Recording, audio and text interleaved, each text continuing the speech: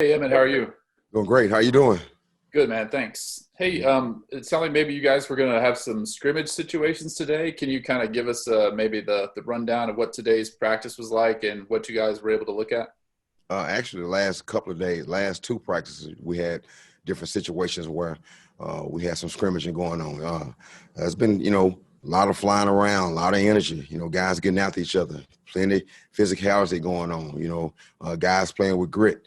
One thing that stood out today, you can see us still continue to make that progress as far as trying to achieve our goal, and that main goal is just a progress over perfection. So that's the mindset each day. Just trying to be better 1% each day. And those guys are really doing a great job of accepting the challenges from the coaches and passing that message to the rest of the team. And we seeing results.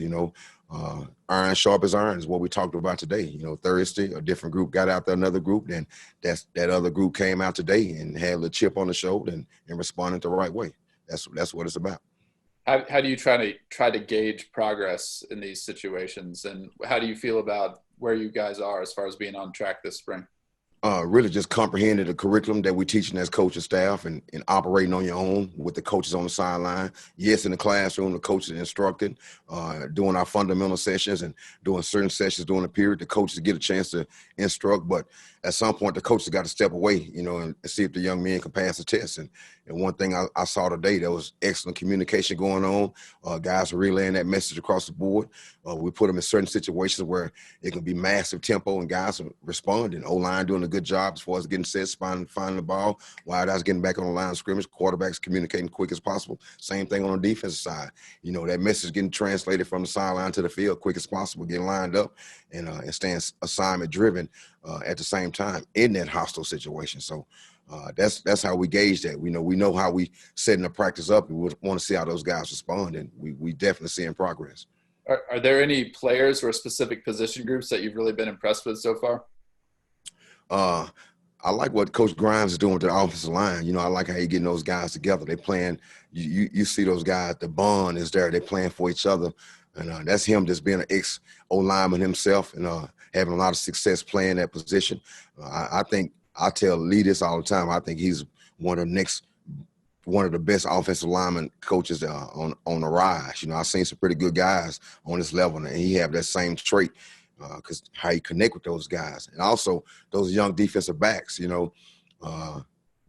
go at it with those wide receivers. Yeah, they can cover, they can do all that type of stuff also too, but they're not afraid to come up and stick their nose in guys' face and makes tackles in open field. So I'm impressed with those defensive backs. I'm impressed with that offensive line, and just going to continue to make progress. Hey, Coach, we were able to talk to Jalen on Thursday and Mm-hmm. talk about where he feels like he's made the most growth. He said, I believe, decision-making being more decisive. What have you seen out of him this spring? Is that where you see his biggest growth, or is there maybe another area that he's grown in? It's in that classroom. My main focus with the class with the coaches is, we all get together as that one unit, and we being on the same page as far as what's the curriculum for the week, how we want to move on, what's the focus for that day once we get those guys in the classroom. And you can tell those guys come in there prepared. They come in and spend extra time in the facility. And also with the quarterbacks, we simplified a lot of stuff with those guys. It's a sound system with some solid rules in there, and they understand where we're trying to go. Based on our backgrounds for some of the coaches, myself, Coach the board, our background is kind of similar a little bit, but we simplified some reads for these guys and just count on these guys to trust the coaches, trust the process.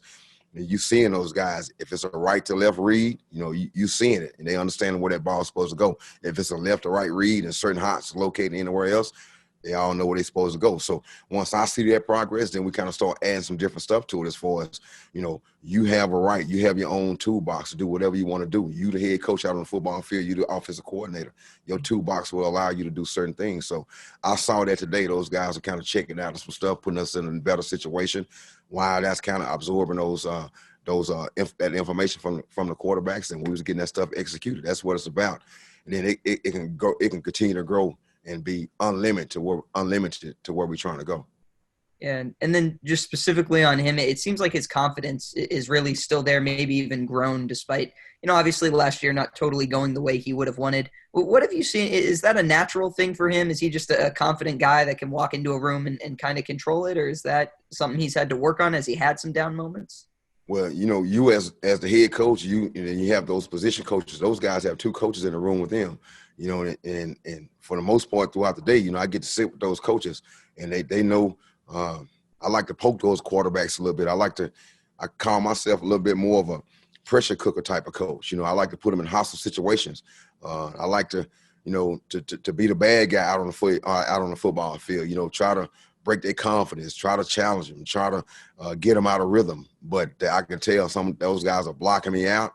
They figuring out what we're doing offensively, and I can see that all of those guys, not only him, they just making the appropriate steps that we need to make, or we can be successful as an offense and as a team also too.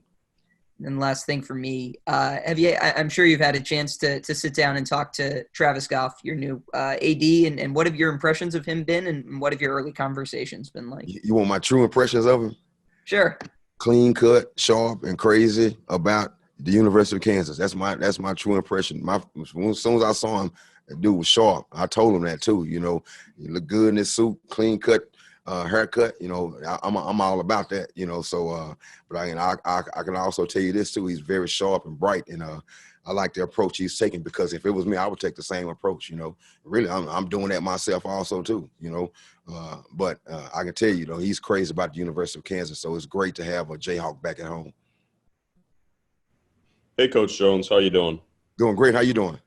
I'm doing well, thanks. Just want to ask about the quarterback situation. You talked about with Jalen, not too long ago. What have you seen from the other quarterbacks in terms of, you mentioning a couple weeks ago being kind of an all-out fight between, those guys for the starting role? And obviously that won't be named for a little while, but what have you seen maybe from the other quarterbacks as of late? I see all those guys, understanding and comprehending our system. And you can tell it's starting to slow down with those guys, because what we do is repetitive. We really have 3 base installs. And then, as we get to that 4th day, that's just really a reflection of day 1. We add different type of show some creativity by us being offensive minded style type of coaches. So, we'll just dress it up different as we move on to the next day. But really, as you continue to grow, certain days reflects days that we already have utilized as far as installations. But one thing I'm seeing, though, the coach is doing a great job with those guys. That ball is starting to come out quicker. They're being confident. Their base looks good. When they take their drops, I can see those guys taking the appropriate progression in our certain concepts downfield. I can see those guys understanding what's going on in the box. We got to change protection. I'm seeing that, so Coach Partridge and Coach DeBoer is doing an awesome job as far as teaching those guys. So I'm seeing all those guys respond. I mean, even from Jalen, there's Miles Kendrick, Miles Fallon, Ben Easters. I see Conrad Holland, Conrad Hawley, Torrey Loughlin. All those guys are making progress. So that's what it's about, who can lead this team, and that's what we're looking at as a staff. And everything is being documented. And, we review that stuff every day after practice, so, and they stepping up to the challenge. And then what have you seen kind of the connections between, the quarterbacks and then the receivers, and just overall chemistry kind of building over the last couple of weeks, just getting in rhythm of, throwing balls down the field and just getting time with them? What have you seen kind of from the connection standpoint between the quarterbacks and receivers? If you rehearse it, make that throw. I constantly tell those guys, if you do it enough, you'll be able to make that throw with your eyes closed. When we work in pat and go, everything becomes rhythm. You don't even really need to look at the quarterback and at the wide out anymore. You just know where you're going to be at, because you done made this throw over and over and over and over and over again. So we put them in that situation every day at practice.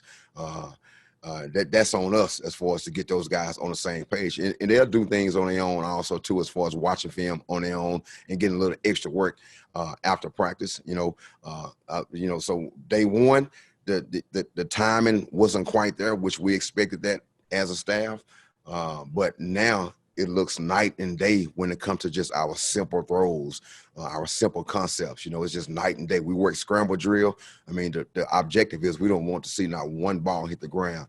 And I'm seeing that, so just got to keep putting them in critical and hostile situations and keep challenging those guys to keep them on their toes and looking for a certain response. Hey, Emmett, I was curious, what have you seen out of Kenny Logan so far this spring, and what are your thoughts on him overall as a player? He's confident. You can tell he's going into his third year. Just like the guys that signed with him, this is his first spring, to be honest with you, but he done played 2 seasons here. But you can tell he walks around with different type of swagger. You can tell he's been in some critical situations on that back end in live, true Big 12 games. You can tell he done made big plays and in some big games, and it's just translating over the football field. He's that quarterback back there on that back end. He liked to disguise. He's great at that. Him and his coach, they're on the same page. He'll give you one look. Before you know it, he's down in the box, making a tackle in B gap or C gap.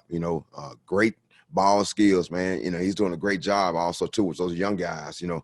He's a facility rat. He's always in the facility, love to come to your office and just talk life, talk ball. So, and then when he come there, you just talk to him about, being a leader on this team and how you continue to lead and guide guys the right way, because so many of those guys on that back end, some of these offensive guys, they look up to him also too, so he's doing a great job as far as developing our younger guys and instilling confidence on that back end.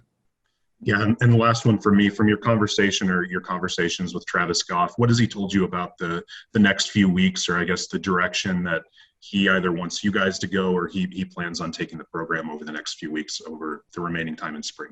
But basically the same information he's told you guys and told the staff a couple of days over in his press conference.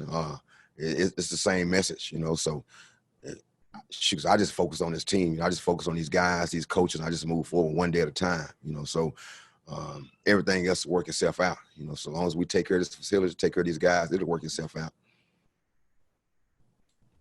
Hey, Emmett, John Kirby, how you doing? Doing great. How you doing, John? Doing well, thanks. Hey, I got a question. You guys have picked up some commitments. You guys are setting official visits.